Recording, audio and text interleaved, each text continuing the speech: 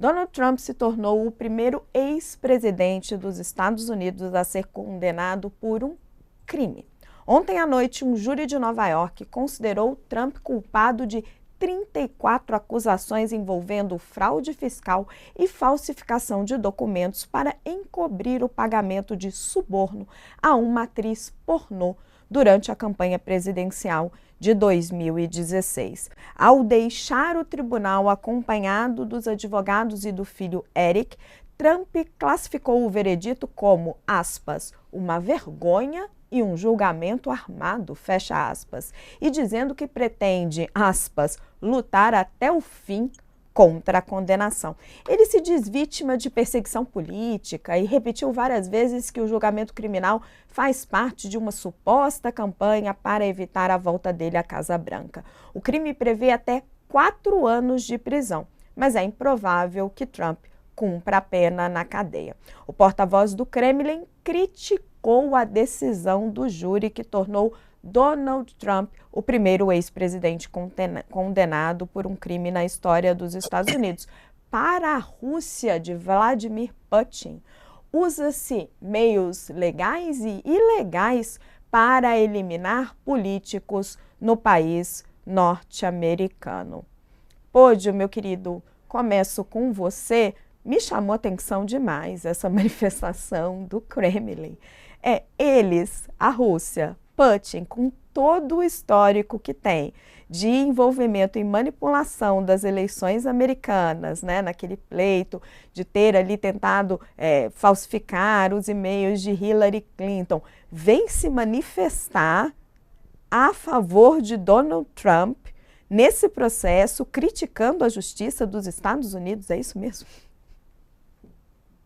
Bom, Raquel, prazer estar aqui com você, dizer que o UOL ganha muito aqui com a sua presença aqui, é sempre um prazer participar de qualquer programa que você seja parte, né? Evidentemente, claro, né, isso mostra o estado bizarro de coisas que nós estamos vivendo atualmente, né? Claro que o Vladimir Putin e outros não iam perder a chance de se aproveitar desse estado de confusão atual que está na política dos Estados Unidos, porque, na verdade, o que interessa ao Vladimir Putin, ele ativamente trabalha para isso, isso muito claro desde as eleições de 2016, é semear a divisão na sociedade norte-americana, né? Você tinha, por exemplo, eu lembro em 2016, você tinha robôs russos que organizavam ralis, organizavam comícios pró-Trump e contra Trump, ou seja, não tem exatamente uma agenda específica de preferência deste ou daquele candidato por parte da Rússia, e o que existe claramente é o interesse em semear discórdia, semear divisão na sociedade americana,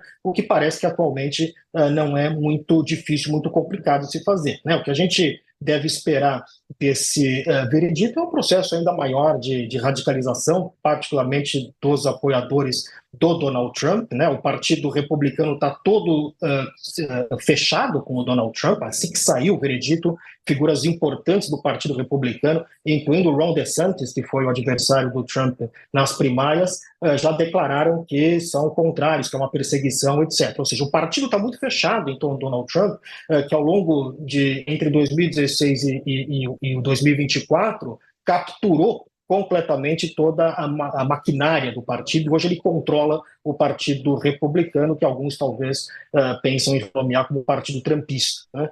Então, a gente tem agora esse novo elemento na política norte-americana que ajuda, claro, a semear um processo que a gente já sabe que é um processo de radicalização, de polarização e de caos na política norte-americana. Hoje, enquanto a gente conversa, Donald Trump estava dando a sua entrevista coletiva e chamando o julgamento de muito injusto, atacou o juiz, né, Juan Merchan, disse que as testemunhas foram crucificadas pelo juiz, que o juiz parece um anjo, mas é realmente um demônio, disse que não há crimes aqui, todo mundo diz que não há um crime aqui. É claramente uma estratégia dele para se dizer perseguido pelo sistema, é uma estratégia que sim, funciona muito bem com os republicanos, funciona muito bem nessa bolha que se cria, né, em torno do trumpismo. Agora, a minha dúvida é o seguinte, Essa vai ser uma eleição extremamente polarizada. Ela vai ser decidida ali nos swing states por uma margem muito pequena de votos. E aí eu te pergunto, será que um presidente condenado numa eleição que vai ser decidida no detalhe pode fazer diferença para esse eleitor dos swing states, para essa pequena faixa que vai, na verdade, decidir a eleição? Porque a gente sabe que entre os democratas que estão fechados com Biden e os trumpistas não vai fazer a menor diferença ele ser condenado ou não, cada um já tem a sua realidade, no qual eles acreditam.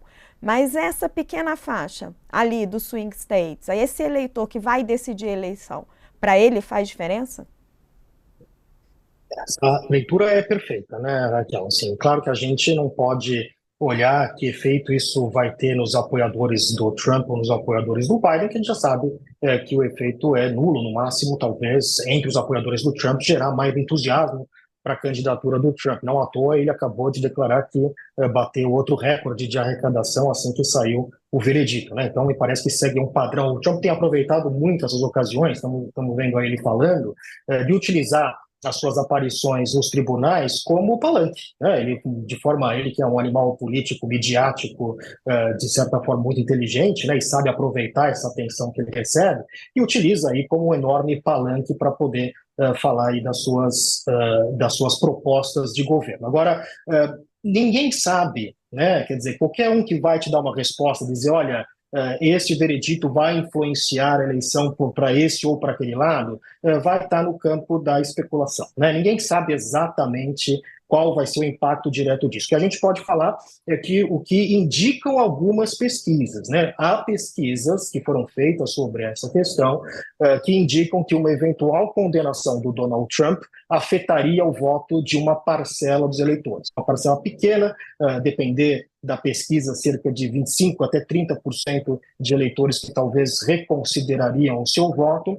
E se isso for verdade, ou seja, as pesquisas, claro que não é porque uma pesquisa foi feita anteriormente, vai ser exatamente repetir o mesmo padrão nas pesquisas futuras, até porque o que estamos vendo agora é a construção de uma narrativa, né? E você tem aquele eleitor que é o eleitor mais informado, né, que é o eleitor que de alguma forma já está formada, mas tem também aquele eleitor que é uma parcela significativa do eleitorado norte-americano que não acompanha as notícias com alguma frequência. Então, a grande questão é como é que essa informação vai chegar neste eleitor e se vai ter um impacto suficiente numa eleição que, como você disse muito bem, prevê que seja uma eleição muito apertada, né? Então, essa eleição que vai ser muito apertada, uma quantidade pequena de votos, estamos falando assim, às vezes de 2.000 votos no estado do Wisconsin, né? Wisconsin, Pensilvânia, Michigan, nesses estados que são os swing states, né? Que é onde a disputa está mais apertada, né? Em outros estados, o Trump está com uma distância bastante confortável, os estados do sul dos Estados Unidos, como Georgia, Arizona, que são estados que Nevada, né, que são estados que o Biden ganhou nas últimas eleições, as últimas pesquisas mostram o Trump muito à frente. Mas nesses outros estados que devem decidir, estamos falando de 3, 4 estados que podem ser que vão decidir as eleições e com uma margem pequena de votos, pode fazer uma diferença, né? Eu ainda acho, Raquel, que essa é uma eleição que vai ser decidida pelos temas clássicos tradicionais. A economia é o que vai decidir essa eleição. A grande questão que explica, muita gente fala, como é que o Biden tem uma aprovação tão baixa, sendo que a inflação está baixa, o desemprego está baixo, etc. A resposta é muito simples e eu, vivendo nos Estados Unidos, vejo isso muito claramente. É o aumento do custo de vida, né? O sujeito que compra uma dúzia de ovos hoje e paga o dobro do que pagava 4 anos atrás, ele não interessa quais são os dados macroeconômicos, né? Há uma sensação que as coisas estão muito caras. E isto, pesquisa atrás de pesquisa, confirma que a inflação, o custo de vida, é um elemento importante que deve decidir essas eleições. Então, acho que essa é a grande questão que vai decidir essas eleições, mas, como você falou, o detalhe, né? Este um ou outro eleitor que talvez fique desmotivado de votar no Trump por ele ser um criminoso condenado agora, pode eventualmente fazer diferença. Mas, repito, estamos aqui no campo da completa especulação. Professor